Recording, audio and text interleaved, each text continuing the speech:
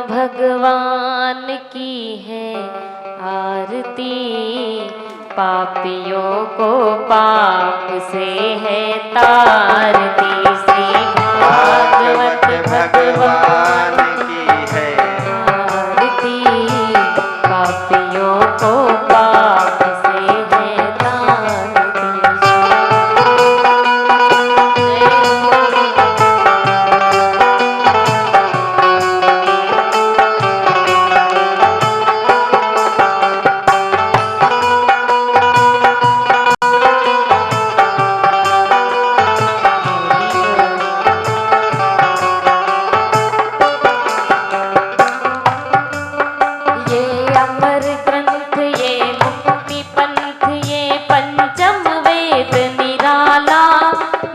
ज्योति जगाने वाला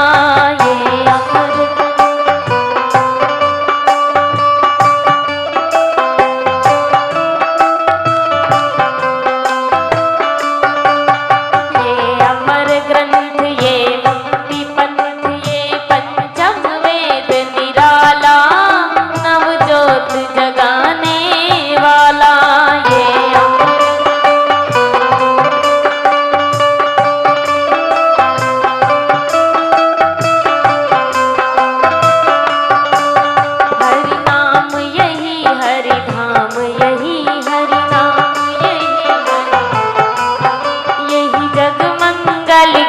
आरती, पापियों को पाप से है तारती। श्री भागवत भगवान की है आरती, पापियों को पाप से है तारती।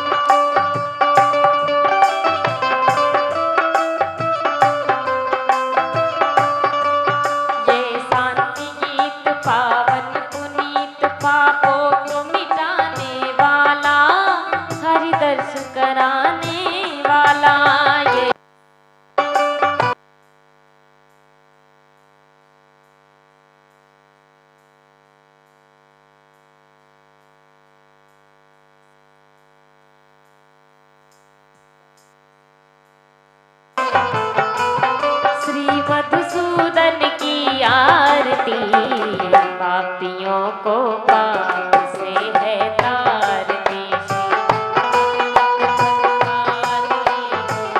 आरती, पापियों को पाप से है तारती।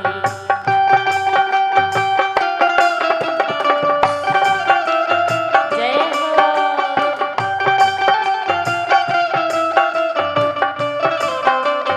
हरि बोल।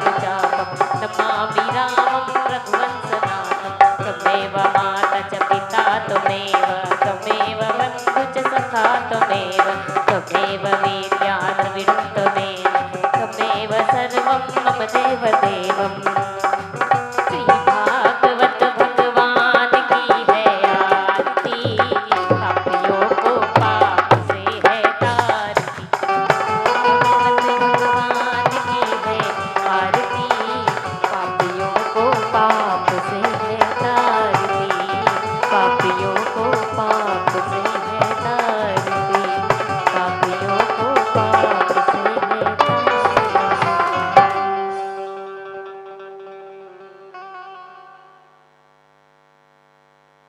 सभी लोग अपने अपने यथास्थान पर बैठ जाएंगे। जल से शीतल कर देंगे। जलादि शीतले करणम पुष्पै देवादिवंदनम आत्मा देवादिवंदनम माँ। हाथ में अक्षत पुष्प दे देंगे। देवादिवंदनम देवादिवंदनम देवादिवंदनम आत्मादिवंदनम आत्मादिवंदनम आत्मादिवंदनम माँ। अब हाथ में अक्षत और पुष्प ले लें।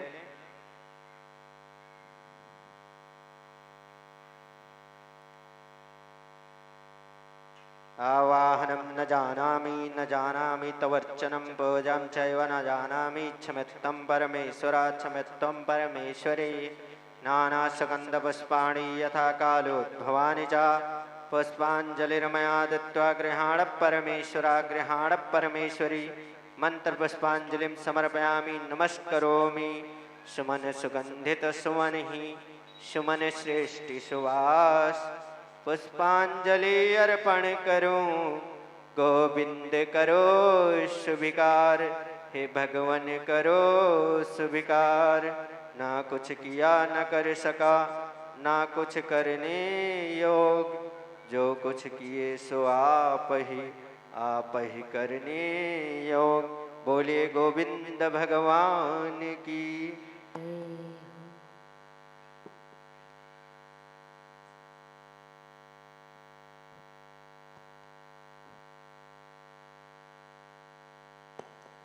राम सीताराम।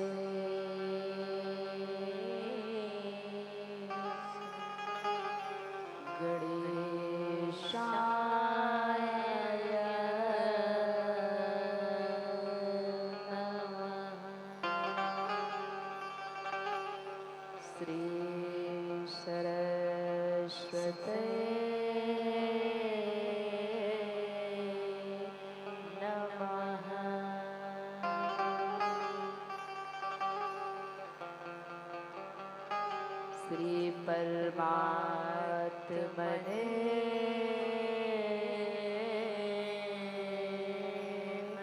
नमः। श्री राम कथा रस रसिक प्रभु शंभुनाथ हनुमान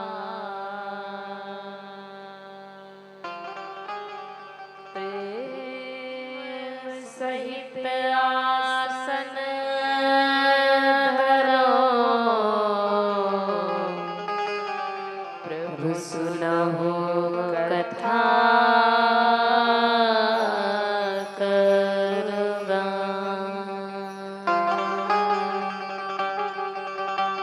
सियावर रामचंद्र भगवान की जय।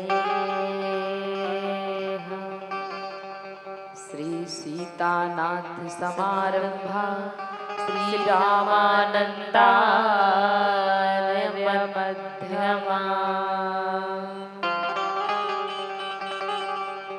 अस्मदाचार्यपर्यन्ता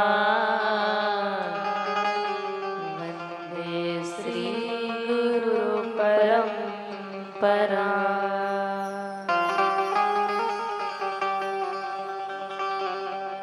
बोलिए सतगुरुदेव भगवान की जय।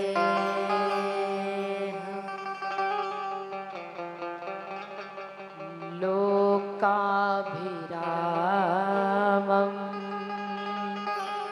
रणरङ्गधीरं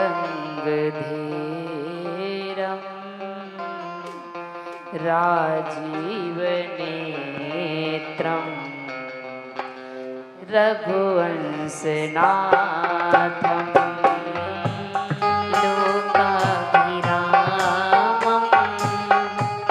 रणरङ्गधीरं राजीवनेत्रं रघुवंशनाथं कारुण्यरूपं करुणाकरन्तं कारुण्यरूपं करुणाकरन्तं श्रीरामचन्द्रं शरणं प्रपद्ये।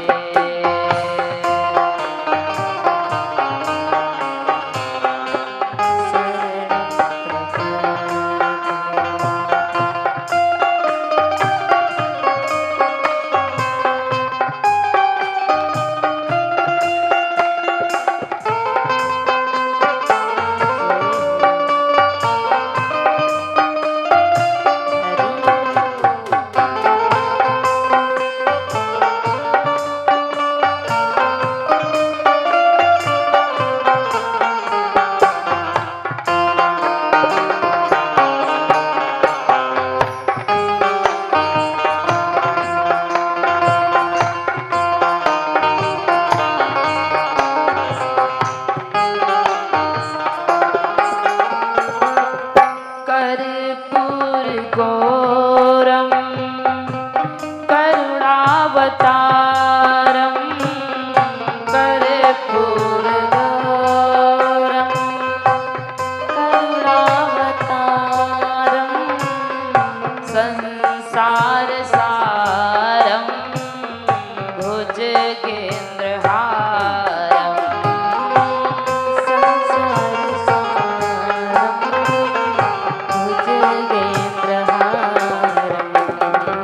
सदा वसन्तं हृदयारविन्दे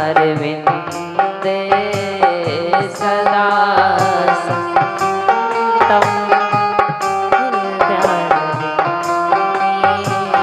भव भवानी सहितं नमामि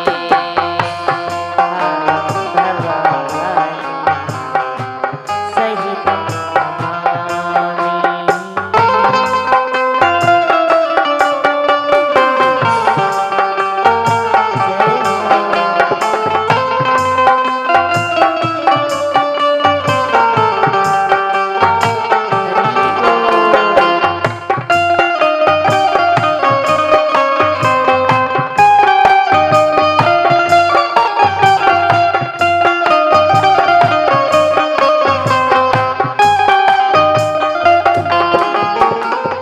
मनोजवं मारुततुल्यवेगं मारुततुल्यवेगं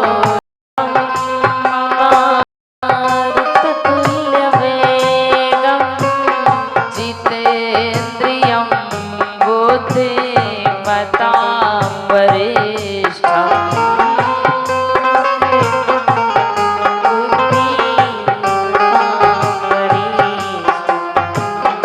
वातात्मजं वानरयूथमुख्यं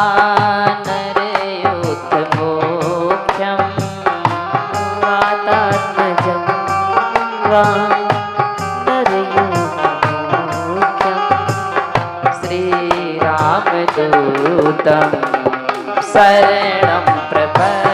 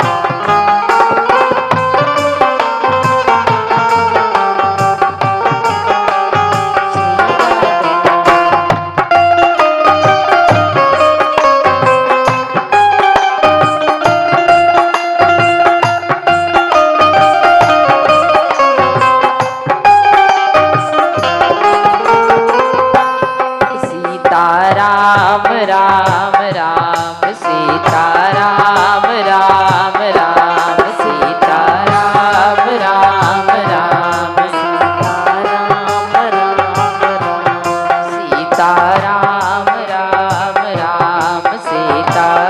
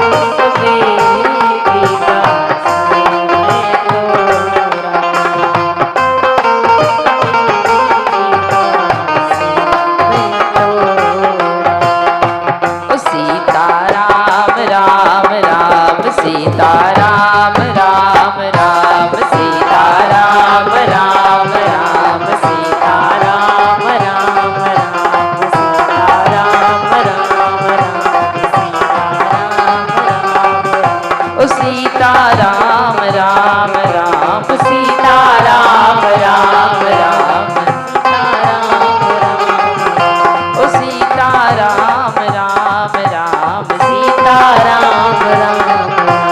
राजा राम राम राम राजा राम राम राम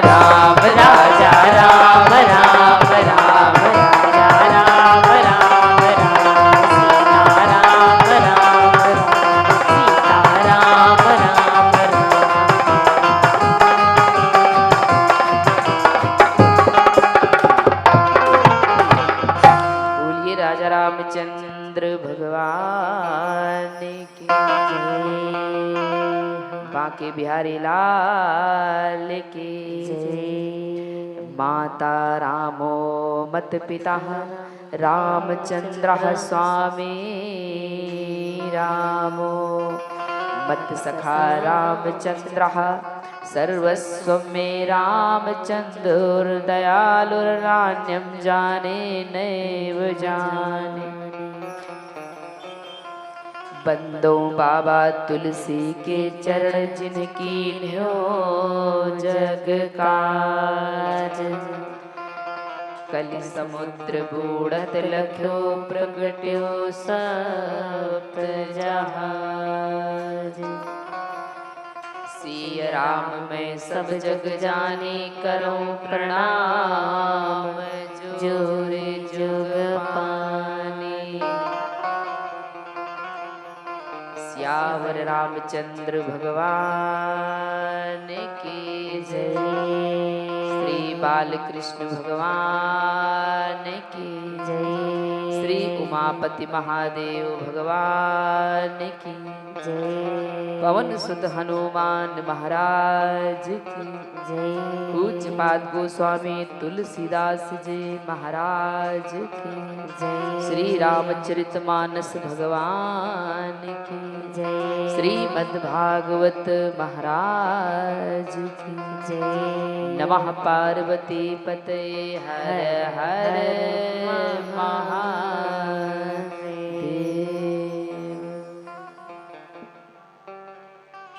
आइए अनंतानंत कोटि ब्रह्मांड नायक जगदाधार जगत नियंता श्री परात्पर ब्रह्म अकारण करुणा उड़ालय श्री राघवेंद्र के चरणों में कोटि कोटि प्रणाम।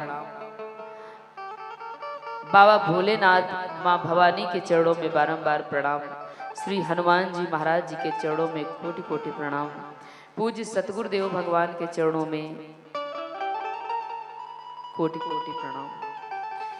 कथा परिसर में विराजमान आप सभी भगवत प्रेमी भक्तों के हृदय में विराजमान श्री राघवेंद्र सरकार के चरणों में कोटि कोटि प्रणाम। आप सभी भक्तों को इस व्यासपीठ से स्वागत अभिनंदन। जय श्री कृष्णा, जय श्री सीताराम, प्यार भरा राधे राधे। वह जो YouTube के माध्यम से भगवान के प्यारे प्यारे भक्त जुड़कर कथा का श्रवणपान कर रहे हैं, आप सभी भक्तों को सादर जय सिया राम, राधे राधे। आइए आज कथा का तृतीय दिवस है, तो तृतीय दिवस की कथा में हम सभी भक्त भगवान की पावन कथा को सुनेंगे और प्रभु की कथा का आनंद लेंगे और अपने जीवन को हम धन्य बनाएंगे। क्योंकि हमारे जीवन में सब कुछ है, लेकिन प्रभु की कथा नहीं है तो व्यर्थ है। मानो पशु का जीवन व्यतीत किया जा रहा, बस इससे ज्यादा कुछ नहीं। क्योंकि इंसानों में और पशुओं में अंतर क्या है जानते हैं? बस एक अंतर है, बाकी कोई अंतर नहीं है। जैसे कि मनुष्य भोजन करते हैं तो पशु भी भोजन करते हैं, उनका जो भी है वो भी बड़े आनंद से खाते हैं, जल को पी लेते हैं। मनुष्य आराम करता है, सुंदर नींद लेता है, पशु भी लेते हैं। मनुष्य अपने परिवार में खुश रहता है तो पशु भी अपने परिवार में खुश रहते हैं। मनुष्य अपने परिवार में बड़ा प्रेम करता है, अपने बच्चों को, अपने परिवार को, तो पशु भी चाट चाट कर अपने बच्चों को खूब प्रेम करते हैं। अंतर क्या है? अंतर यह है कि मनुष्य भगवान का भजन सुनकर अपना यह लोक परलोक दोनों बना सकते हैं, लेकिन पशु वो नहीं कर सकते हैं। ये कथा हम मनुष्यों के लिए ही तो बनाई गई है। पशु बेचारे सुनना भी चाहें तो क्या सुन पाएंगे? नहीं सुन पाएंगे। जीवन बड़ा छोटा है, एकदम पानी के बबूले के जैसा है, कब फूट जाए कोई पता नहीं है। हम कितने धनवान हों, कितने पैसे वाले हों, लेकिन यदि हमारा धर्म में धन नहीं लग रहा है तो वो धन भी शुद्ध नहीं माना जाता है। धन को शुद्ध करने के लिए धर्म के कार्य में लगाना चाहिए, क्योंकि जब शरीर पवित्र होता है तो हम लोग मंदिर जाने योग्य होते हैं। जीभ जब पवित्र होती है तो हम लोग भजन गाने योग्य होते हैं, कथा कहने योग्य होते हैं। इसी तरह जब धर्म में धन लग जाता है तो वो धन शुद्ध हो जाता है, जो हमारे खाने लायक, हमारे उपयोग लायक होता है। कहते अपने कमाई का 10वां अंश धर्म के काम में लगाना चाहिए। कथा भागवत, किसी गरीब बिटिया का विवाह हो रहा है, जहां कहीं आपको लग रहा हो कि हमारा शुद्ध धन यहाँ लग रहा है, हमको देना चाहिए, लगाना चाहिए। बाकी का धन शुद्ध होता है तो डॉक्टर वकीलों के पास कम जाता है। नहीं तो महाराज कितना भी हमारे पास धन संपत्ति हो, कोई छोटी सी बीमारी आ जाए तो हम लोग पूरा धन डॉक्टर के वहां दे आते हैं, डॉक्टर साहब बचा लो। यहाँ धन का फिर कोई महत्व नहीं रह जाता है। तो इसीलिए जो भक्त होते हैं भगवान के, प्रेमी अनन्य भक्त, वो भगवान से कहते हैं प्रभु साईं इतना दीजिए जामे कुटुंब समाए, मैं भी भूखा ना रहूं, वो दरवाजे से साधु न भूखा जाए। तो भगवान इतना दें कि वो हमारे उपयोग में आता रहे बस। कल की कथा में हम सभी भक्तों ने श्री सुखदेव जी महाराज के अवतार की कथा को सुना। संतों ने अनेकों प्रकार से बतलाया है, लेकिन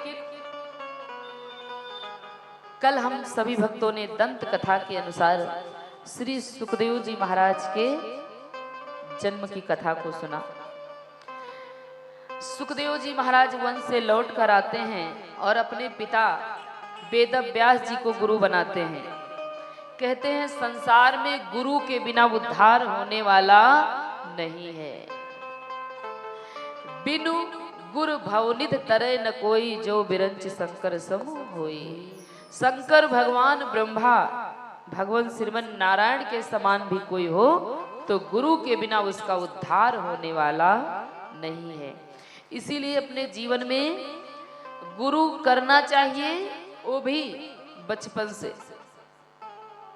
जैसे समझदारी आ जाए गुरु करो, गुरु अच्छा मार्ग बताएगा, गुरु अच्छी बातें बताएगा, गुरु सतमार्ग पर चलना सिखाएंगे, तब हमारा ये जीवन सुंदर होगा।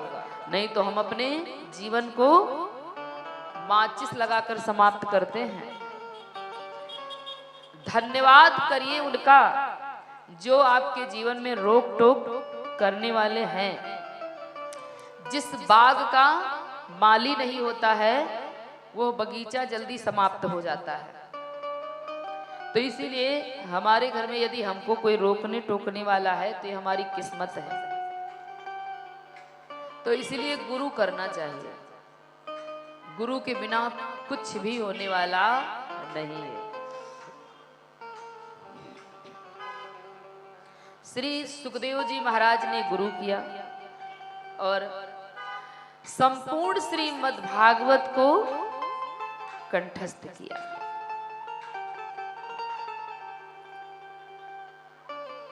और वही हमारे सुखदेव जी महाराज आगे चलकर श्री राजा परीक्षित जी महाराज जी को कथा सुनाते हैं। अच्छा, कथा प्रारंभ कहाँ से हुई,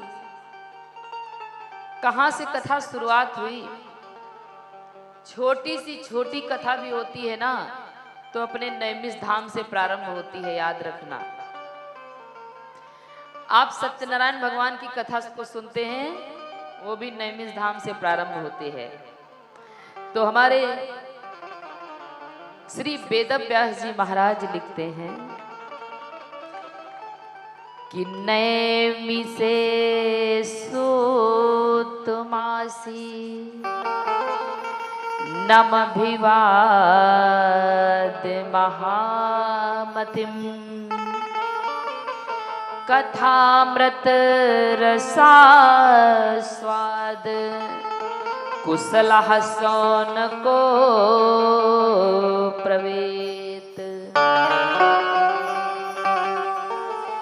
एक बार की बात है, कि भगवत कथा का रसास्वादन करने हेतु सौनक जी महाराज नैमिषारण्य क्षेत्र में विराजमान श्री सूत जी महाराज को नमस्कार करके पूछते हैं, महाराज नैमिष कहाँ है? अपने यूपी में सीतापुर जिले में पड़ता है, गए हो? जाना चाहिए। सूत जी महाराज के गुरु हैं वेदव्यास जी। अच्छा, सूत जी महाराज को सूत के नाम से क्यों पुकारा जाता है? जानते हैं क्यों? सूत जी महाराज की जो माँ थी वो ब्राह्मणी थी और जो पिता थे वो क्षत्रिय थे, इसीलिए उनको सूत जी के नाम से पुकारते हैं सब। सूत जी महाराज विराजमान हैं नैमिषारण्य में। सौनक जी कहते हैं, सूत जी महाराज आपका जो ज्ञान है ना, ये करोड़ों सूर्यों के समान है, आप बहुत बड़े ज्ञानी हैं। तो महाराज आपको हमको देखकर ऐसा आभास हो रहा है कि आप महान संत हैं और आप जैसे महान संत ही इस जीवात्मा को परमात्मा से मिला देते हैं। गुरु वही महान होता है जो जीवात्मा को परमात्मा से मिलाए। वो महान नहीं होता है कि पकड़ के अपने पैरों में ही बस भगवान कहीं है ही नहीं, हम ही भगवान हैं, वो महान नहीं होता है। संत वो महान होता है, गुरु वो महान होता है जो शिष्य का हाथ पकड़कर सीधे सरकार के हाथों में पकड़ा दे। तो हमारे सूत जी महाराज का ज्ञान जो है वो करोड़ों सूर्य के समान है, कोई साधारण नहीं है। तो हमारे सौनक ऋषि कहते हैं, अच्छा सौनक ऋषि कौन है? 88,000 महात्माओं का एक एक का नाम ना लेकर के हम सभी सौनक ऋषि के नाम से बुलाते हैं। 88,000 महात्मा वहां पर विराजमान है। तो उनका बड़ा सुंदर प्रश्न है, कहते हैं सूत जी महाराज से कि अज्ञान ध्वांत विध्वंस कोटि सूर्य समप्रभा सूताख्या हि कथा सारम मम कर्ण रसायनम। हे सूत जी महाराज, आपका ज्ञान अंधकार को नष्ट करने के लिए करोड़ों सूर्य के समान है। हमारे कानों के लिए अमृत स्वरूप भगवान कथा सुनाइए। और हाँ प्रभु, कथा में भी कथा का सार कहिए, क्योंकि इस घोर कलयुग में जीव प्रायः आसुरी स्वभाव का हो गया है। और महाराज अनेकों कलेशों से प्रायः हर जीव परेशान रहता है। कष्टों का निवारण हेतु तो सर्वश्रेष्ठ भगवान उपाय बतलाइए।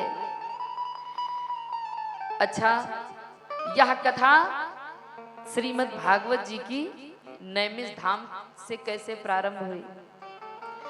एक बार की बात है कि सहस्त्र ऋषि यानी 10,000 महात्मा पहुंचते हैं ब्रह्मा जी के पास।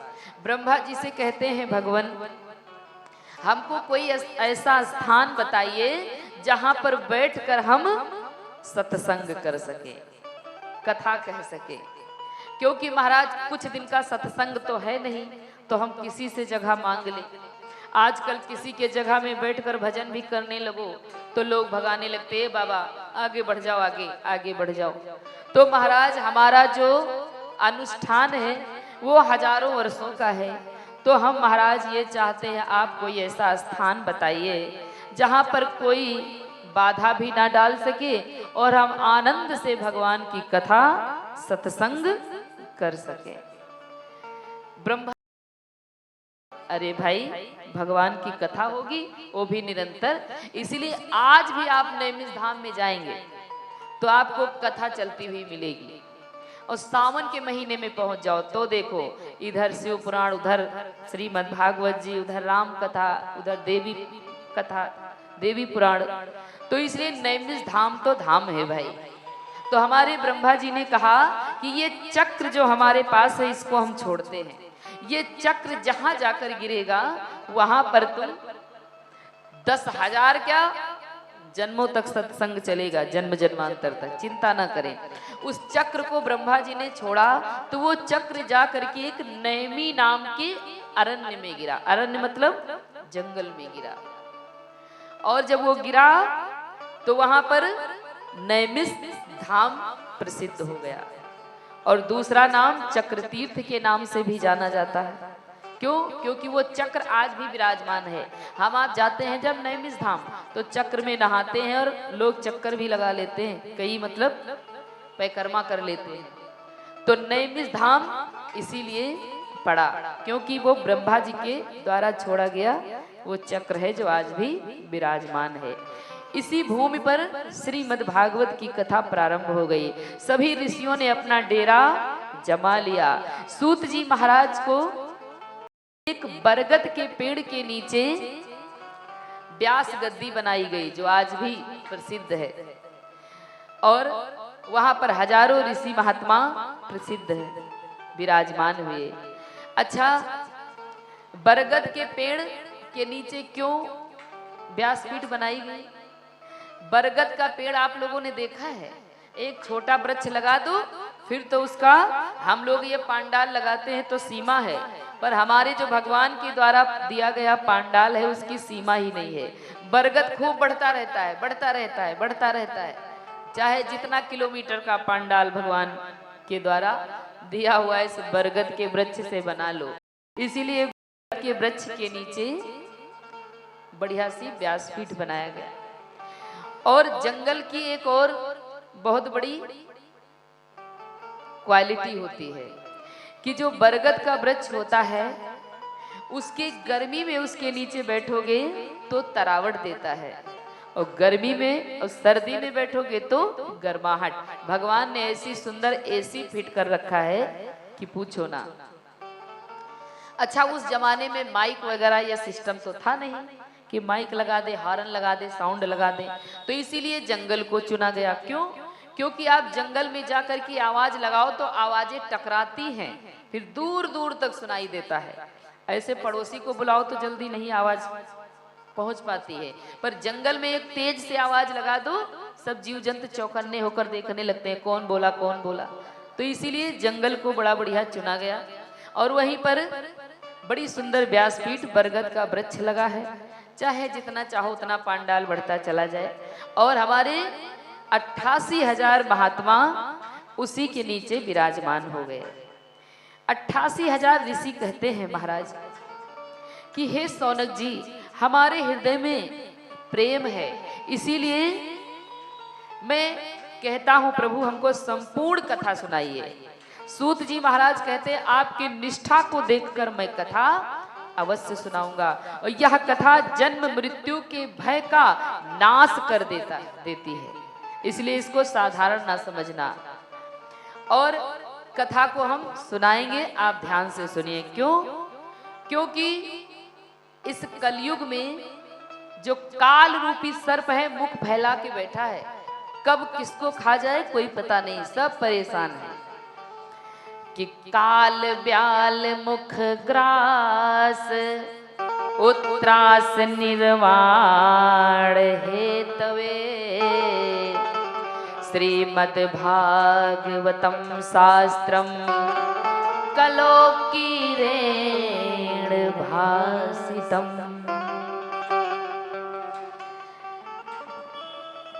हमारे सौनक ऋषि कहते हैं महाराज बड़ी पीड़ा है सांसारिक व्यक्तियों को, कोई तन से परेशान, कोई मन से व्याकुल है, कोई धन से परेशान, तो महाराज क्या करें? और हम लोग परेशान हैं, उधर काल मुंह फैलाए बैठा है, कब खा जाए पता नहीं।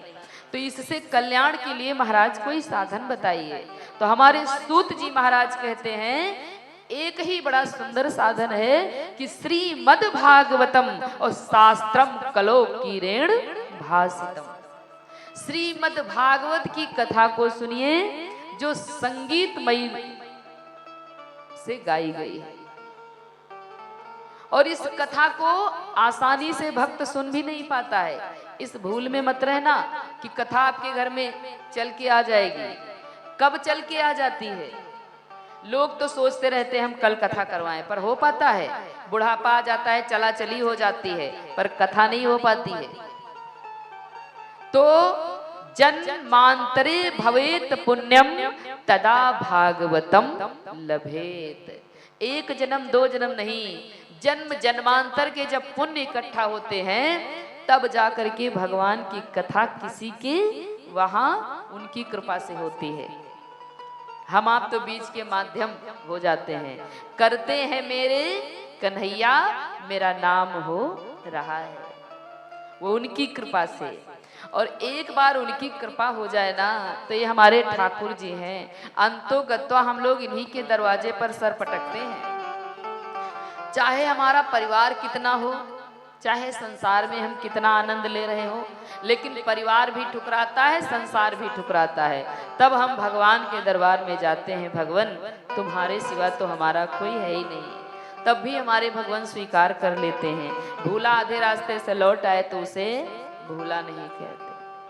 तो यदि उनकी कृपा हो जाए तो यहाँ पर बाबा गोस्वामी दास जी ने बड़ा सुंदर श्लोक लिखा है रामचरितमानस में कि राम जी की कृपा हो जाए, कन्हैया की कृपा हो जाए तो आपके जीवन में क्या से क्या हो जाए आप अंदाजा नहीं लगा सकते हो। लेकिन किसी काम को प्रारंभ तो करो, तत्काल तो प्रसिद्धि नहीं मिल जाती है। अपनी सबरी मैया को भी भगवान मिले जो चौथे पन में मिले। राजा दशरथ के घर में भगवान आए तो चौथे पन में आए, बचपन में ही नहीं आ गए थे। जो बचपन से करता है वही पचपन के बाद कर पाता है, जो बचपन से करता नहीं वो पचपन के बाद कुछ होने वाला नहीं है। हमारे संतों ने एक बड़ा बढ़िया भजन भी गाया है कि भैया करते रहो बचपन से, क्योंकि अभी आप युवा हो, अभी आप जवान हो, अभी कथा 2-4-10 किलोमीटर भी चल रही हो ना तो आप दौड़ के सुन सकते हो। और कल को बुढ़ापा आ गया तो चाहे कथा कपाड़े पे हो रही हो, उठना चारपाई से मुश्किल है तो कथा हम कहाँ सुनने जा सकते हैं? जब कथा सुनने वाले थे तो हम गए नहीं, दुनिया भर के कुतर्क चलते रहे। हम आप कुतर्क बहुत करते हैं, ये क्यों करे वो क्यों करे, और क्यों क्यों करके मिलता कुछ नहीं है, पूरा जीवन ध्वस्त हो जाता है। तो इसीलिए कभी भी ऐसा ना सोचें। जब जवान हो कोई ले जाए कथा सुनाने, चाहे ना ले जाए चले जाओगे। एक जगह हम कथा कह रहे थे, कान से सुनाई नहीं दे रहा था एक दादा को, साउंड में कान लगा लगा के कथा को सुने, नहीं सुन पाए। नई मशीन मंगवा लिया फिर भी कथा को नहीं सुन पाए। आज हम आप जवान हैं, देखो हम ये नहीं कहते अपना काम ना छोड़ो, काम छोड़ेंगे हम लोग तो खाएंगे क्या? भगवान ने तो कहा है भाई काम नहीं छोड़ना है, काम करते रहो, राम रटते रहो, वक्त जीवन का यूं ही निकल जाएगा। और अगर लगन सच्ची भगवान से जुड़ जाएगी तो ये पूरे जीवन का नक्शा बदल जाएगा। काम करते रहो। ये जिभ्या महारानी व्यर्थ में मुख में पड़ी रहती है, ये राम राम करें तो कौन सी आफत आएगी बताओ, इन पे कौन से बोझा है? तो हम लोग इनको ना काम में फंसाएं, इनको काम दिया जाए। क्योंकि सबसे ज्यादा क्यों तर्क वितर्क यही जिभ्या ही हमारी करती है, ऐसा क्यों वैसा क्यों। तो इसलिए अपनी जिभ्या रानी को भगवान के काम में अवश्य लगा देना चाहिए। तो इसीलिए भाई कथा जहां पर हो रही हो, कहीं पर भी आप थोड़ा सा पहुंचने लायक है तुरंत पहुंचिए। और आप अपने मन से जा भी नहीं रहे, आपको भगवान बुला रहे हैं। वरना जाने वाले तो कितने सड़क पे जाते हैं बताओ, सब जा रहे हैं आ रहे हैं, कोई आ रहा ना। जिसको हनुमान जी का पहरा होता है गेट पर, राम कथा सुनिबे को रसिया। सबसे ज्यादा प्रभु की कथा को हमारे हनुमान जी सुनते हैं। जहां पर कथा होती वहां हनुमान जी महाराज जी का पहरा होता है। उनकी कृपा के बिना गेट से व्यक्ति लौट जाएगा, अंदर नहीं आ सकता। आप लोग यहाँ आए हो तो क्या जानते हो? अरे आपके ऊपर भगवान की इतनी कृपा है कि भगवान धक्का दे दे के लेके आए हैं कि चलो मेरे प्यारे भक्त तुम्हारे लिए तो हम आए हैं। तो हम लोग बड़ी ठाकुर जी की कृपा है। बड़ा सुंदर भजन है, आप लोगों ने सुना भी होगा कि भजन करो भरी जवानी में, अरे बुढ़ापा किसने देखा है। भजन करो भरी जवानी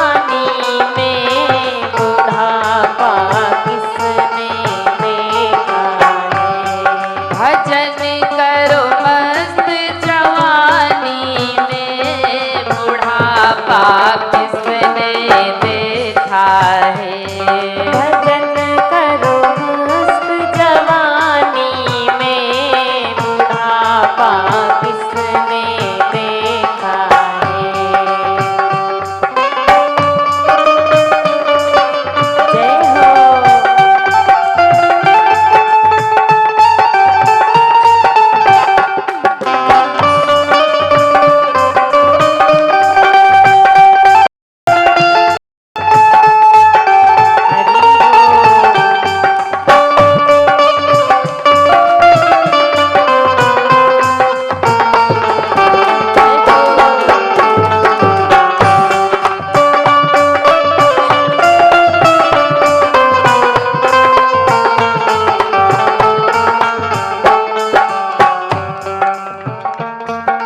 हाथ हुए बेकार ताले बजाने को लाचार।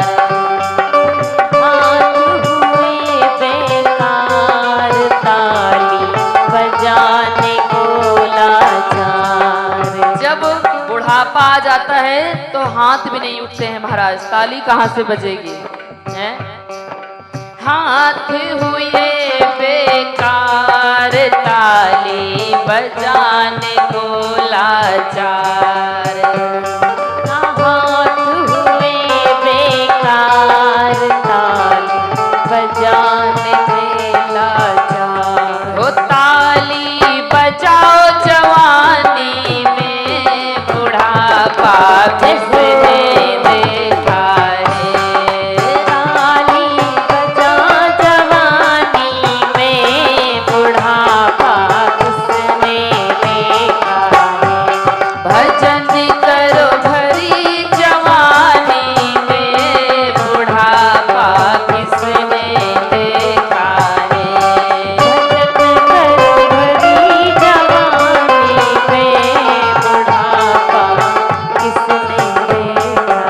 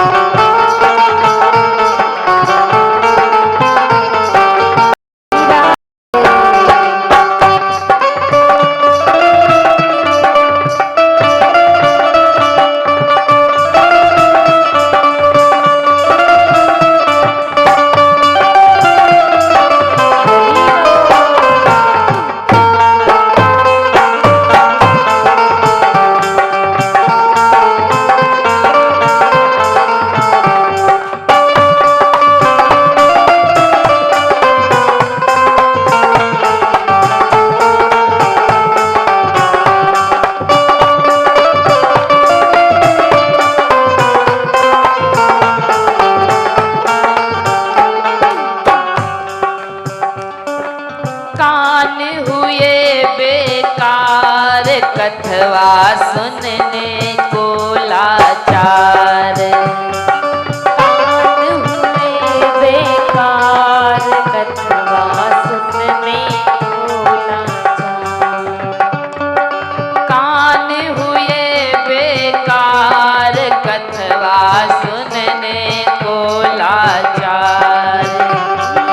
कान हुए बेकार कथवा सुनने को लाचार। कथा सुनो भरी जवानी में, बुढ़ापा किसने देखा है।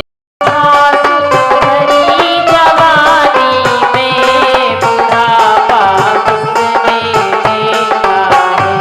भजन करो भरी जवानी में, बुढ़ापा किसने देखा है।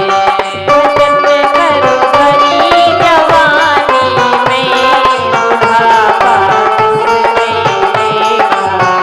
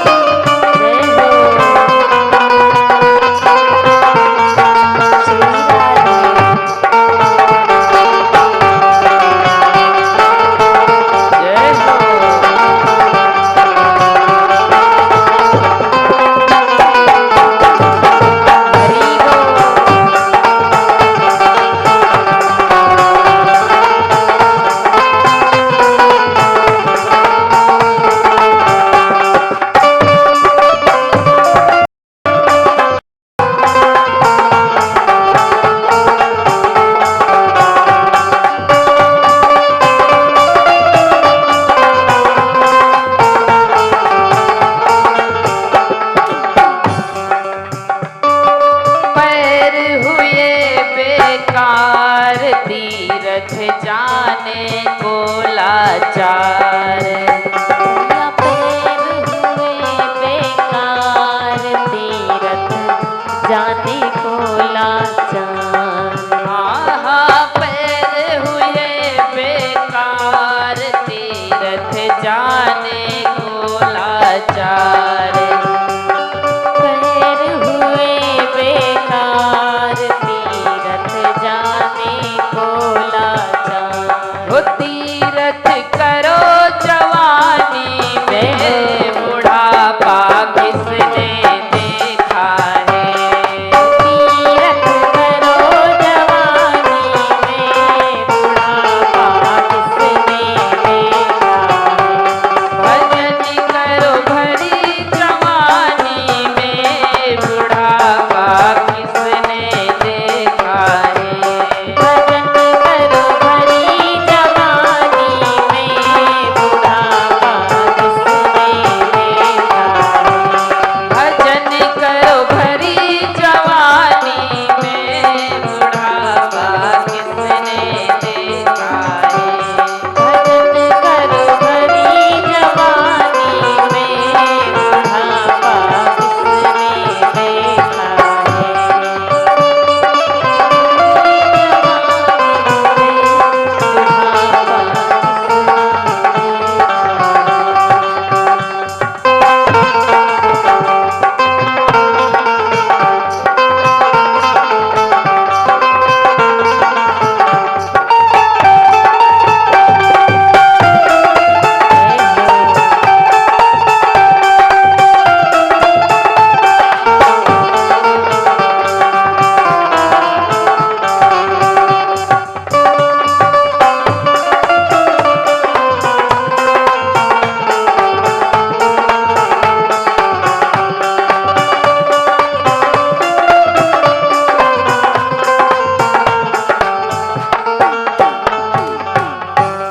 बोलिए कृष्ण कन्हैया लाल की जय राधा रानी सरकार की। जय। तो हमारा जीवन धीरे धीरे काल के मुख में जा रहा है भैया। हमारी आयु घट रही है, बढ़ नहीं रही है। ये जीवन की रेलगाड़ी है, स्टेशन पर हर किसी को उतरना ही है। इसलिए ज्यादा हापा धापी में ना, सब कुछ करते हुए भगवान का काम भी करो, जरूरी है। जितने भक्त तो इसमें शामिल हो रहे हैं, क्या सोच रहे हैं हम साधारण हैं? ना ना ना, वो सब भगवान की कृपा पात्र है, तब आप लोग बैठे हो यहाँ भगवान की कथा को सुन रहे हो हैं। नहीं तो चौराहे पर बैठकर परपंच करेंगे, राजनीति करेंगे, पर कथवा में आना पड़े। कौन जाए कथा में? जब किसी लायक व्यक्ति नहीं बचता है तब जाके कथवा में बैठता है, तब कथवा उसमें नहीं बैठती है। क्यों? क्योंकि कथा सुनने के लिए चकाचक कान चाहिए, सुंदर नेत्र चाहिए, सुंदर हाथ चाहिए, सुंदर पैर चाहिए। जब पूरा ध्वस्त हो गया शरीर, तो अब हम कहते हैं कथा सुना देता कोई। तो भगवान भी कहते जब सुनने लायक थे तब तो तुम नजर नहीं आए, अब कहाँ सुनोगे। और हमारे बच्चे, बेटा बेटी, नाती पोता चाहे जितने हो, बुढ़ापे में कोई सुनता उनता नहीं है। एक गांव में एक कथा हो रही थी, तो एक बूढ़े बाबा घर में अपने पोता से प्रतिदिन बोले, भैया बड़ी यहाँ पर कथा हो रही है, भगवान की कथा बड़ी सुंदर होती है, एक दिन हमको भी चल के सुना लाओ। तो वो बेटा टालता रहा, आज ले चलेंगे, कल ले चलेंगे। धीरे धीरे कथा 3-4 दिन बीत गई। फिर बाबा ने कहा बेटा एक ही दिन सुना दो हमको कथा। तो बेटा कहता है कल 2-4 हॉर्न और बढ़वा देंगे, घर में बैठ के सुन लो। जो यहाँ आनंद है, जो यहाँ सुख है, वो घर में मिल सकता है। टेलीविजन पे ऐड कितना दिखाते हैं, खाने पीने की सामग्री बढ़िया बढ़िया भूनते तलते बनाते, लेकिन क्या वो खाने को मिल सकती हैं? आप देख सकते हो। तो यहाँ जो आकर के आनंद है वो वहां पर देख के थोड़ी ना काम चलेगा। तो बाबा ने कहा अच्छा कैसो भी हो ना हो पर हमें ले चलो। अब पोता अपनी साइकिल निकाला, फिर मोबाइल लिया, फिर लीड लिया, क्योंकि आजकल बच्चे मोबाइल के बिना तो चलते ही नहीं, ऊपर से लीड भी उनके लिए बहुत जरूरी हो गई। पड़ोसी आफत आ जाए पर वो सुनेंगे नहीं, क्यों? क्योंकि उनकी लीड लगी रहती है। तो साइकिल पे बाबा को बिठाया और मोबाइल में लीड लगाया, दोनों कानों में खूब तेज से बजाया। और जब लोग तेज से गाना सुनते हैं तो सामने वाले का कुछ भी सुनाई नहीं देता, कोई क्या कह रहा है। अभी हम यहाँ कथा कह रहे थे, आपके हाड़ेपुरा गोंडा में पड़ता है, धानेपुर के पास। तो वहाँ एक भैया का भयानक एक्सीडेंट हुआ, अभी बस 2 ही 4 दिन की बात है। किस कारण से? ऑफिसर थे, बढ़िया पढ़ाई लिखाई थी, बढ़िया ठाकुर जी की कृपा से नौकरी मिली थी। ये जो ट्रेन का वो होता है जहाँ से ट्रेन क्रॉस करती है, वहां पर पहले तो गेट लगा दिए जाते हैं लॉक, लेकिन वो नीचे से निकले और कान में मोबाइल लगाकर किसी से बात करते हुए जा रहे थे, तभी ट्रेन आ गई और शरीर के बीच के 2 भाग कर दिए। एक आधा अलग गिरा जाके, आधा अलग गिरा जाके। और उनकी पत्नी की आयु मात्र होगी इस समय तो 26-27 साल का। एक बेटा, त्राहिमाम त्राहिमाम। तो मोबाइल जीवन के लिए अच्छा भी बहुत है।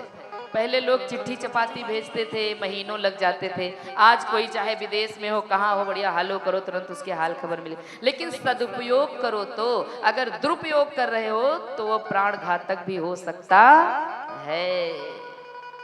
हम कभी कभी लोगों को देखते हैं कि तुमसे कोई मिलने आया है, वो इतना सोच रहा कि हम चले उनके पास 10-5 मिनट बैठ के बातें करेंगे, और वो बेचारा बैठा है और जिनसे मिलने आए हैं वो नीचे खोपड़ी के मोबाइल चला रहे हैं, मोबाइल चला रहे हैं। अब वो सोच रहा है बेचारा कहाँ आके फंस गए। अरे भैया, इनका तो जीवन मोबाइल ही, हम व्यर्थ में आ गए। पहले के लोग देखो बैठते थे तो बातें करते थे लोग। आज हम कहते 500 लोग एक जगह बैठे हो पर एक दूसरे में 2-2, 4-4 घंटे बातें नहीं होंगी, सब नीचे देखे अपना मोबाइल चलाया करते। तो इसी तरह वो बेटा भी मोबाइल निकाला, लीड निकाला, कान में जोरों से गाना बजाया और उतनी ही तेज से साइकिल चलाया, क्योंकि जो गाने सुनते हैं उनका वाहन भी बहुत तेज चलता है। एक ऑटो वाले को देखो, जब ऑटो वाला निकले, आप बैठे हो पीछे, और वो गाना लीड लगाया है तो आपको उतरना यहाँ है तो वो आगे उतारेगा जाके, यहाँ उतारबे नहीं करेगा चाहे जितना चिल्लाते रहो, क्योंकि उसको सुनाई नहीं देता है। तो वो उनका पोता जो है खूब स्पीड से साइकिल चला रहा था। बाबा बूढ़े थे बेचारे, कथा सुनने आ रहे थे, पीछे बैठे थे। रास्ते में बाबा साइकिल से ढनक कर गिर गए। बोले, अरे बेटा रुको, बेटा रुको, बेटा रुको। अब बेटा के कान से लीड हटे तब ना बेटा सुने। बेटा चला गया, कथा में आया, बाबा उतरो, ये देखो कथा चल रही। अब बाबा तो चौराहे पे पड़े हैं, तो यहाँ हो बाबा तब ना उतरे। अब पीछे पलट के देखता है, बाबा है ही नहीं। फिर पीछे से गया वह ढूंढने बाबा को, तो देखा वहां बाबा पड़े सड़क के किनारे राम राम करें, अच्छा कथा सुनने आए थे। अब दोबारा कहता है, बाबा बैठो, दोबारा ले चलेंगे। बाबा ने कहा, भैया अब दोबारा नहीं ले चलोगे, अब दोबारा हमको भगवान के घर जरूर पहुंचा दोगे, इसलिए हम पैदल धीरे धीरे घर चले जा रहे हैं, तुमको जहां जाना है जाओ। तो इसीलिए बल तो अपना बल, न पड़ोसी का न घर का। जब बुजुर्ग हो जाओ, अपना शरीर थक जाता है तो कोई भी नहीं सुनता है। बुजुर्गों के पास ना कोई बैठना चाहता, ना बात करना चाहता है। ज्यादा देर बुजुर्ग बुलाने लगे तो जानते हो भैया लोग क्या कहते हैं, ये तो खोपड़ी खाए हैं 4 घंटे से, इनके सामने निकलो ना तो छुप के निकलो, कहीं देख ना जाए कपड़ा भी, नहीं तो बुलाने लगते हैं। तो भैया इसलिए बल तो अपना बल। भगवान की कथा, भगवान से यदि आप नहीं जुड़े हैं तो समझ लो अपना खून अपने काम नहीं आएगा। और अगर आप भगवान से जुड़े हो तो जा पर कृपा राम कह होई, ता पर कृपा करे सब कोई। पड़ोसी आके मदद कर देते हैं, क्या हाल है बाबा, कोई हमसे भी सेवा बताओ। यदि भगवान से जुड़े, भगवान से विचलित हैं तो बेटे को हम लोग कितना क्या करते, पढ़ाते लिखाते हैं, बढ़िया नौकरी मिल जाती तो जाके अमेरिका में रहते हैं, उनको भी भारत देश ही नहीं अच्छा लगता है अपना। तो इसीलिए हमेशा भगवान से जुड़े रहना चाहिए। और कथा में वेद वेदांत की बातें हैं। अब कल से तो हमारे भोले बाबा का विवाह होगा तो आनंद ही आनंद। 2 दिन थोड़ा ज्ञान की कथा चलती है तो लोगों को वेद शास्त्रों की बातें भी कम हजम होती हैं। क्यों? क्योंकि कथा में आप लोग एक बात हमेशा ध्यान रखना, कथा में प्राइमरी से लेके पीएचडी तक क्लास के बच्चे बैठते हैं। अब प्राइमरी की क्लास चल रही होती है तो पीएचडी वाले परेशान, उनके सर के ऊपर से जा रही, क्या करें, कुछ समझ में ही नहीं आ रहा है। लोग भ्रमित हो जाते हैं। भ्रमित ना हो, जब प्राइमरी की क्लास चले तो पीएचडी वाले शांत बैठे रहें, और जब पीएचडी की क्लास चले तो प्राइमरी वाले शांत बैठे रहें। क्योंकि कभी भी वक्ता को नीचे नहीं गिराना चाहिए, ऊपर चढ़ने में बहुत मेहनत लगती है। जब लोग खूब पढ़ाई करते हैं तब ना अच्छी कथा बोल सकते हैं, और यहाँ पर तो हम लोग कह देते हैं अरे ठुमका नहीं लगवाया, ये चुटकुला नहीं सुनाया, जानी लीवर बनकर नहीं बैठ गए हैं। क्योंकि बहुत मेहनत लगती है ऊंचे चढ़ने में, इसीलिए वक्ता को नीचे ना गिराया जाए, स्वयं ऊंचे चढ़ने का प्रयास किया जाए कि हमारा भी थोड़ा ज्ञान ऊंचाई पर जाए। तो इसीलिए खूब ध्यान लगा के जो कथा में बैठता है तो कथा समझ में आएगी। ठाकुर जी बड़े सरल हैं। सूत जी महाराज कहते हैं, सौनक ऋषि जब सुखदेव जी कथा परीक्षित को सुनाने जा रहे थे तो रास्ते में देवताओं ने कहा, भैया ये अमृत रूपी श्रीमद् भागवत जी कहाँ लेकर जा रहे हो? सुखदेव जी ने कहा, राजा परीक्षित को सुनाने जा रहे हैं। अच्छा, बड़ा प्रेम है राजा परीक्षित पर, लो ये अमृत राजा परीक्षित को पिला दो। हमारे सुखदेव जी महाराज ने कहा, ये कांच और हीरा की बराबरी?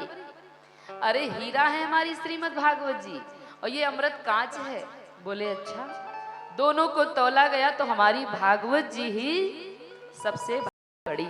सब चकित रह गए और सभी देवी देवता एक साथ भाव के साथ जयकारा लगाने लगे, बोलिए श्रीमद् भागवत भगवान की जय हो। सौनक ऋषियों ने कहा, हे सूत जी महाराज, जब ये इतनी सुंदर कथा है तो ये 7 दिन क्यों सुनाई जाती है?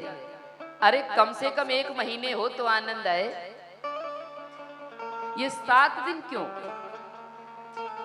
तो हमारे श्री सूत जी महाराज कहते हैं, यह परंपरा सनक सनंदन सनातन सनत कुमारों जी ने देवर्षि नारद जी को सुनाकर प्रारंभ किया।